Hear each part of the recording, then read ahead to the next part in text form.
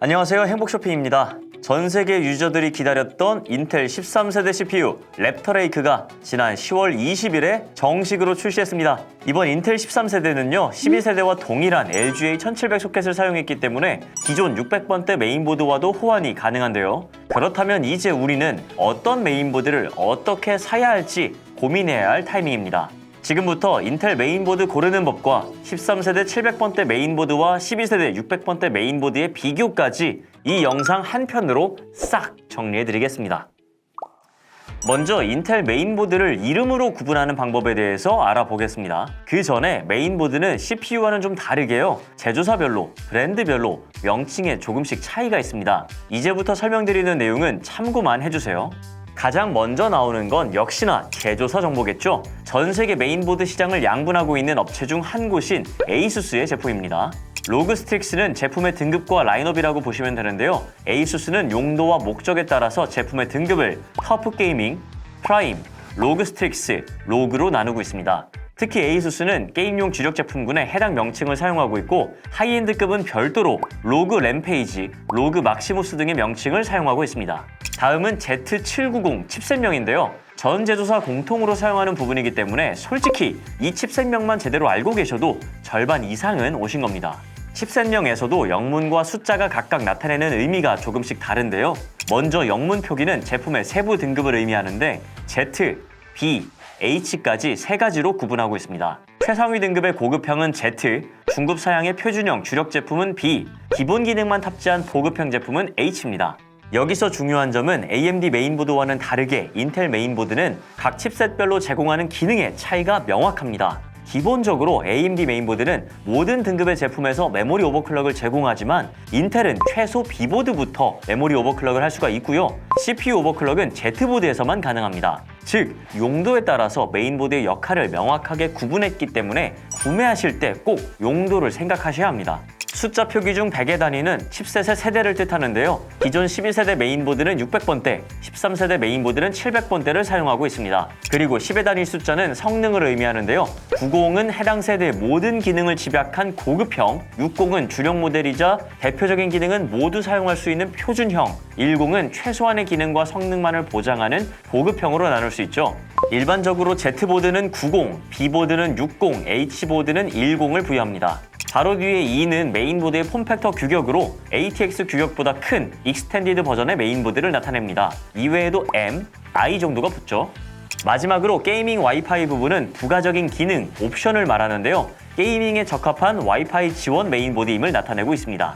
다시 한번 말씀을 드리지만요. 각 제조사마다 제품명과 의미가 다르기도 하고요. 같은 제조사라고 하더라도 세대에 따라서 차이가 있을 수 있으니까 메인보드 구매 시에는 꼭 해당 제품의 실제 스펙 및 사양을 꼼꼼하게 확인해 보실 필요가 있습니다. 이번에는 13세대 700번대 메인보드와 12세대 600번대 메인보드를 비교해 보겠습니다. 다만 촬영일 시점에는 Z790을 제외한 나머지 칩셋은 공개가 되지 않았거든요. Z790과 Z690 위주로 한번 비교를 해보겠습니다. B보드 이하는 나중에 영상으로 다시 안내를 드릴게요. 먼저 전체적으로 스펙에서 큰 변화는 없었습니다. LGA 1700 소켓을 공통으로 사용하기 때문에 13세대, 12세대 CPU와 700번대, 600번대 메인보드 모두 호환이 가능하죠. 이 점은 인텔 12세대 CPU를 사용하고 있는 기존 유저들에게도 새로 13세대를 장만할 유저들에게도 비용을 아낄 수 있어서 긍정적인 부분입니다. 게다가 13세대 메인보드 역시 DDR4와 DDR5를 모두 지원하고 PCI Express 5.0까지도 동일하게 사용할 수 있기 때문에 가성비 좋게 PC를 구성하기에도 수월하죠. 하지만 PCI Express 슬롯에서 차이가 조금 있는데요. 최대 지원 레인 수는 동일하지만 Z690에 비해서 790은 4.0을 지원하는 레인이 총 20개로 늘었고요. 3.0은 8개로 줄었습니다. USB 3.2 포트가 하나 더 늘어난 것도 차이가 있네요.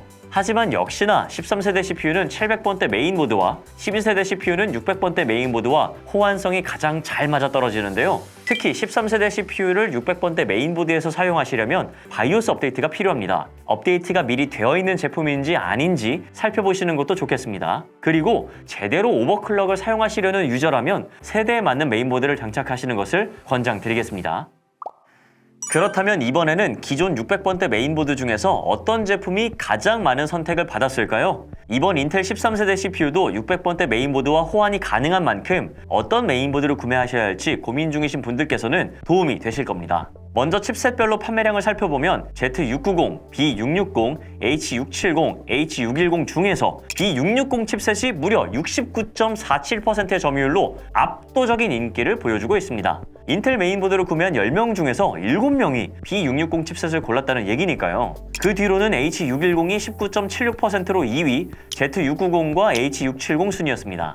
주력 칩셋으로 볼 수 있는 B660 메인보드가 이렇게 많은 점유율을 차지한 데에는 여러 이유가 있겠지만요. 인텔 CPU 중에서 주로 12세대가 판매가 되고 있고 그 중에서도 주력 모델인 i5 12400 제품군이 과반에 가까운 판매량을 차지하고 있는 점을 생각해보면 당연한 결과로 보입니다. 자, 그렇다면 가장 많은 판매고를 올린 제품은 뭘까요? 바로 ASUS 프라임 B660M KD4 인텍 앤 컴퍼니 제품이었습니다. 특이한 점은 인텔 메인보드 판매량 1위부터 3위까지가 모두 ASUS 제품이었다는 건데요.